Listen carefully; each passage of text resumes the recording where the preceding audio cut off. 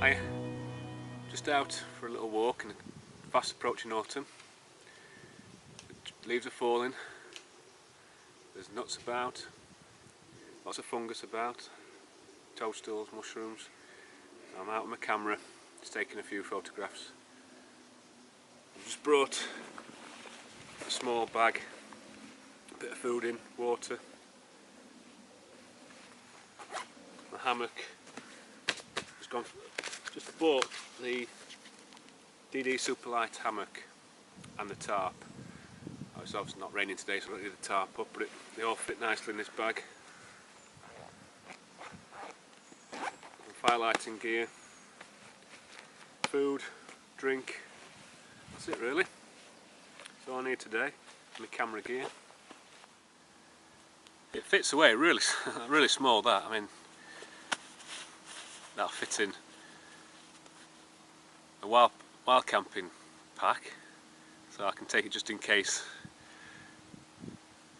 I find some trees in the hills.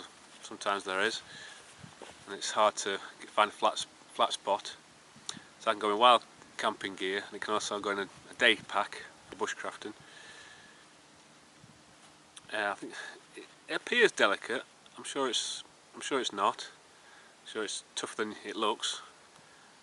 But for size wise, with the Superlight tarp, it's a good set really. I'll show you me putting it up. It might take longer the first 2 or 3 times, because it's different to other tarps. It's got soft carabiners, so there's no need for any heavy carabiners. These are just made out of paracord, but it's strong, tough. See how it goes.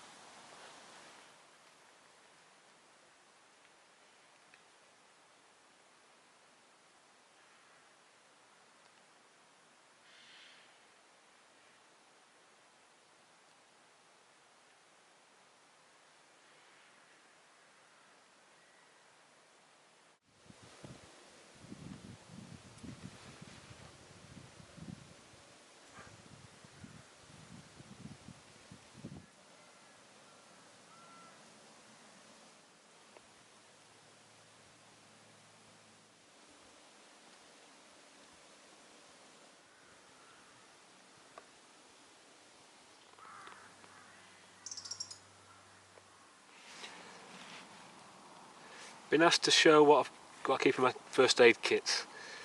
I mean, they're very basic, very simple, just things you really need really. I've got 2 kits, one for hygiene, one for first aid. The hygiene kit, little cloth. It is a lens cloth, keep in there, useful for lenses and other things.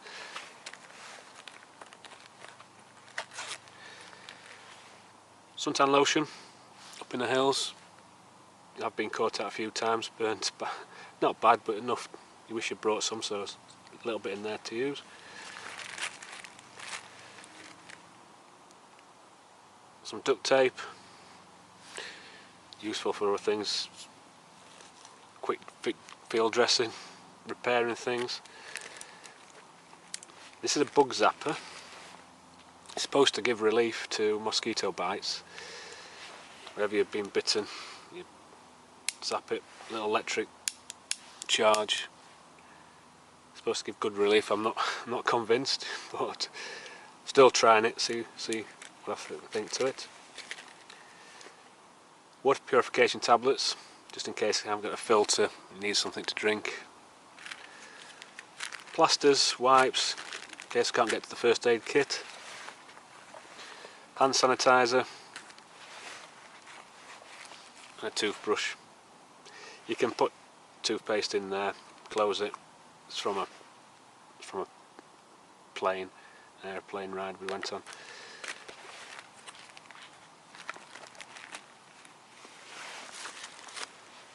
First aid kit itself, I mean, I like to keep them in the original box. you can tell what they are. If anyone needs it, straight away you know what that is. First aid kit, white cross, blue background, yellow, red bag. It's obvious. It's best to keep it in that. It's always on the top of my bag anyway. Whichever bag I'm taking, it's always got my first aid kit on top. Some sticky strips, fastening bandages, Vaseline. In the hot, in the sun, in the cold, always get chapped lips. It's always good to have some Vaseline for your lips.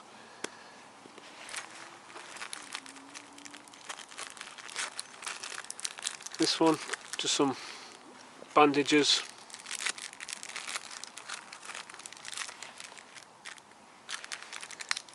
Scissors.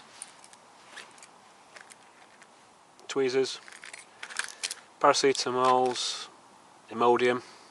Always useful. I can't see me ever using this, hopefully not. I probably won't even know how to use it. But we did a bit of travelling in Africa, and always good to have something sterile, depending on what happened. This is just a needle and thread. So hopefully I'll never use that, but you never know. Wipes.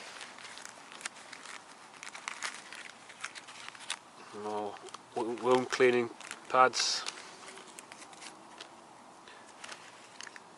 Burn blot, for in case you need a burn, you just put it on there. It's supposed to relieve the burn. Usually just put it in a bit of cold water, but in case you can't get to water, you've got something there. This side, lots of plasters. I usually use these, I mean it's for usually blisters on my feet when I've done too much walking. So I've got a lot. Sterile gauze, dressings. That's it really. Some more water purification tablets. And it's all very simple, very basic. It's what we all should use, we all should carry with us. I mean, Acedecs asked me to show what's in my kit, but I thought it was a good opportunity to refill a few things. Things were running low, so I went out and bought extra plasters, extra pads, different things. So it was a good opportunity to refill, get it as it should be. So thanks for that. And that's it.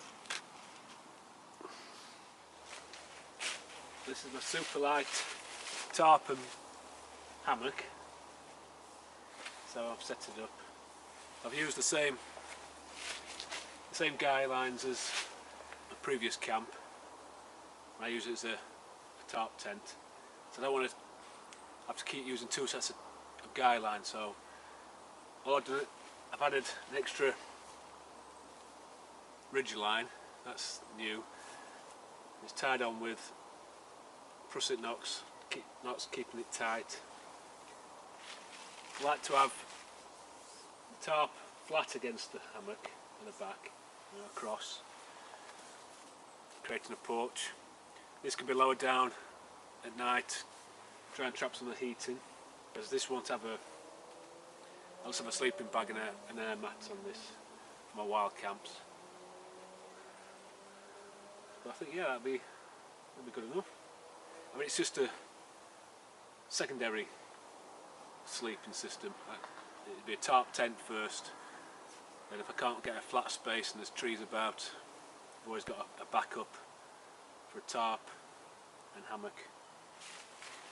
So that's working well.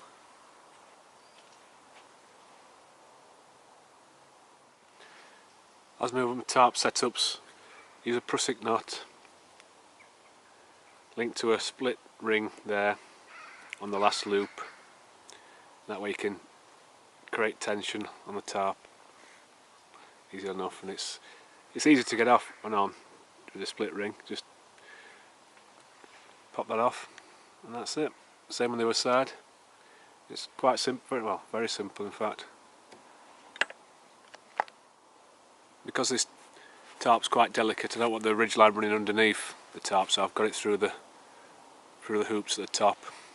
I usually have it running underneath, but yeah, it feels delicate, so I'll do it this way. So all the tension's on the hoops, because I mean it is pretty rough, this ridgeline. I don't want it scratching and tearing and eventually ripping the tarp.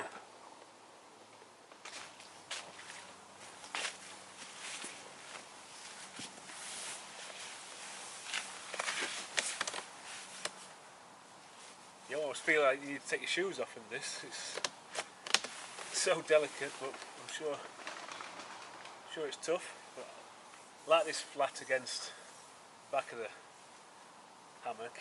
It helps to keep some heat in. So you can bring this down, create a tent over the tarp. Nice and warm.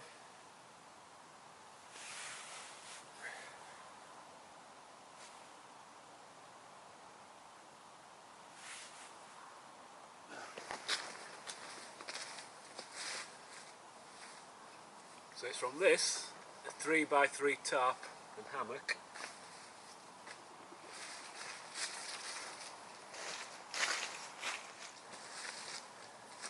to this. So pretty small, pretty compact, pretty good.